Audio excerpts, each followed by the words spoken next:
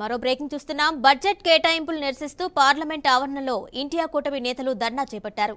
విపక్షాలు అధికారంలో ఉన్న రాష్ట్రాలను ఎన్డీఏ సర్కార్ బడ్జెట్లో విస్మరించింది అంటూ వారు విమర్శిస్తున్నారు.